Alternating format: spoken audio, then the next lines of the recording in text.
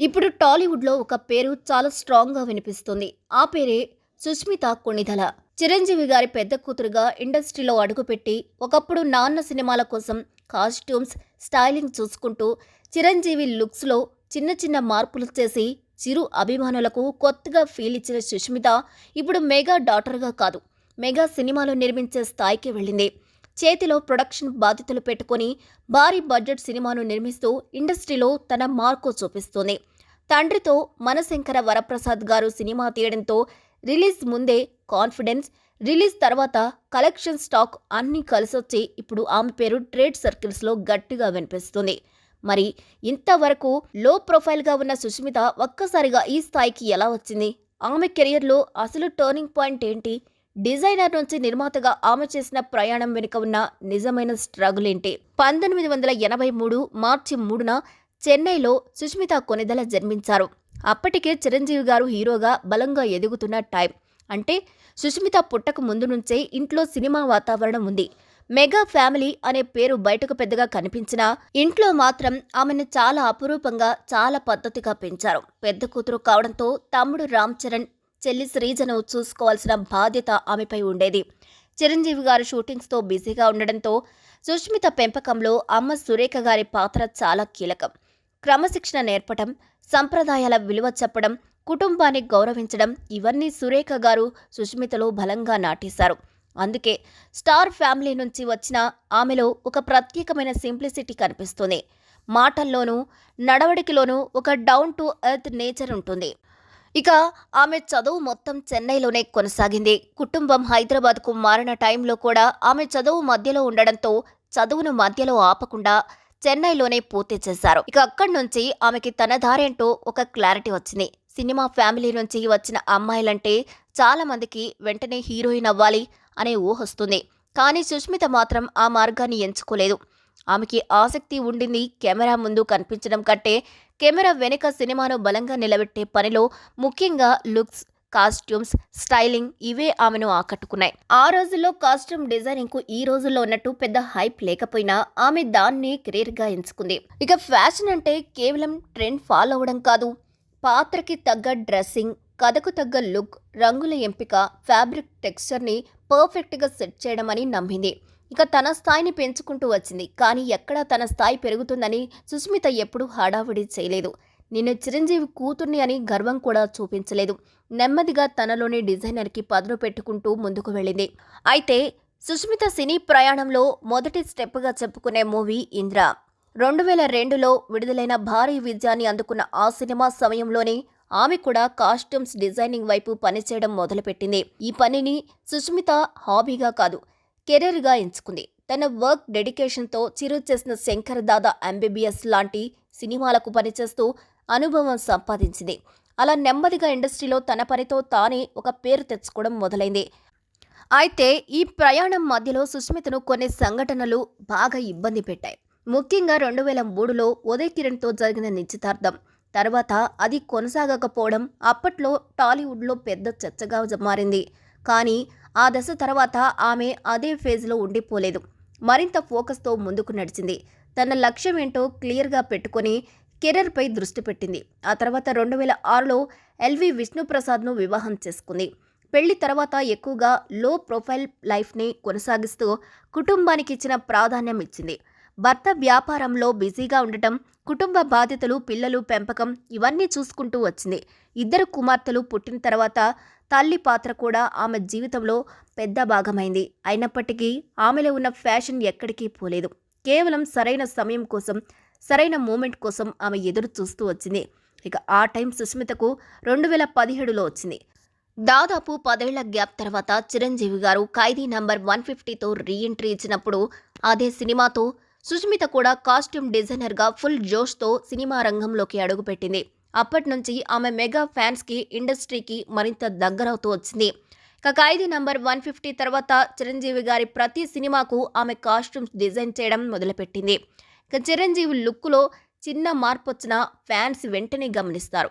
అంత పెద్ద స్టార్కి look handle చేయడం అంటే చిన్న విషయం కాదు. కానీ ఆ ప్రెజర్‌లో కూడా ఆమె స్టైలిష్‌గా, డీసెంట్‌గా, మాస్ అపీల్ తగ్గకుండా చిరంజీవి లుక్స్‌ని సరిగ్గా మెయింటైన్ చేసింది. అయితే ఇంత డెడికేషన్ తన తండ్రి సినిమాలు అని చూపించలేదు. ఒక స్టార్‌ని కొత్తగా చూపించే క్రియేటివ్ ఛాలెంజ్‌ని ఆమె యాక్సెప్ట్ చేసింది. తన కెరీర్‌కి పునాది వేసుకుందనే చెప్పాలి. ఇలా కాస్ట్యూమ్ డిజైనింగ్‌లో సుష్మితకి మంచి పేరొచ్చింది.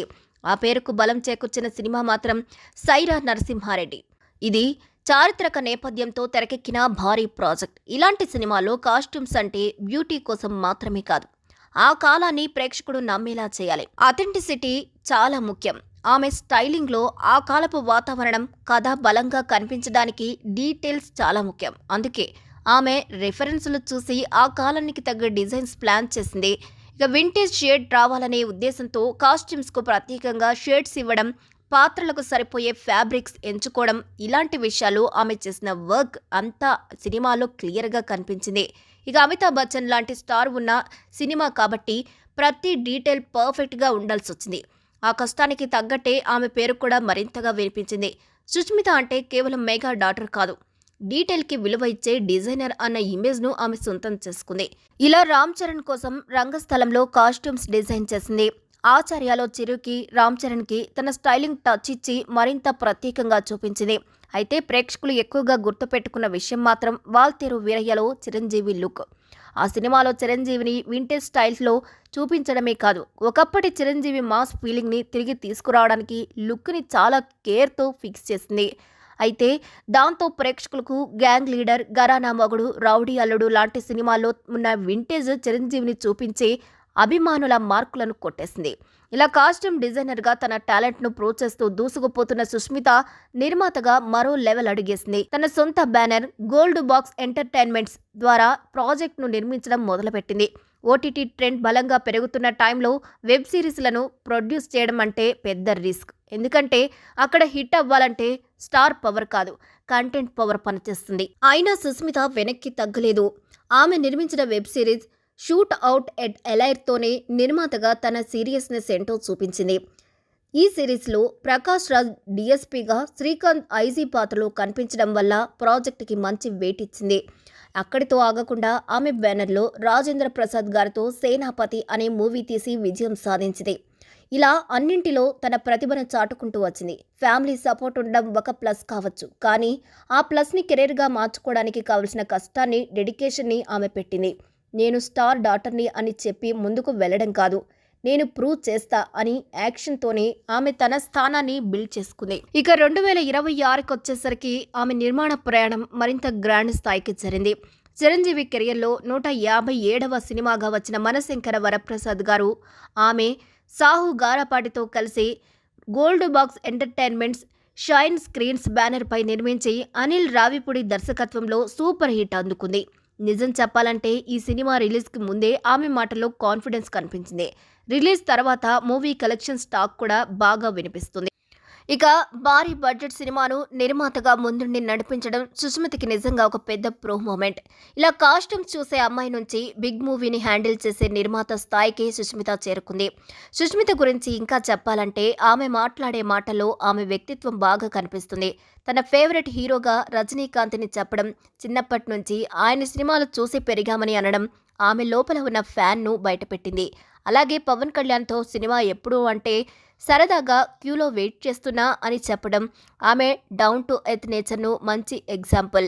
తండ్రితో సినిమా చేయడం ప్రెజర్ కాదు, ప్లెజర్ అని చెప్పిన మాట కూడా చిరంజీవి మీద ఆమెకు ఉన్న గౌరవాన్ని చూపిస్తుంది.